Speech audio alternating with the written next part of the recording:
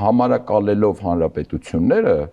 դու ընդունում ես, որ նախկին բոլոր համակարգերը ձախողված են եղել։ Դրա համար եկել է 4-րդ հանրապետություն։ Ընդ որում դա նաև բացասական հետևանքներ է ունենալու այս իշխանության համար, որովհետև 7 տարի նրանք կառավարում են Հայաստանում եւ նշանակում է, որ 7 տարին այնքան անարդյունավետ է եղել, որ 3-ից անցել են 4-րդի։ Ներքին քաղաքական առումով սա կառաջացնի անվստահություն քաղաքական եւ տնտեսական ինստիտուտների հանդեպ, իսկ դրսից կառաջացնի միջազգային գործընկերների կողմից անհուսալիություն, որ դու նորից 4-րդ հանրապետություն ես հռչակում։ Երրորդ տարբերակն էլ, ավելի շուտ երրորդ փաստարկը, Աֆրիկայում, Լատինական Ամերիկայում բոլոր բռնապետները, երբ որ հռչակում են նոր հանրապետություն, անում են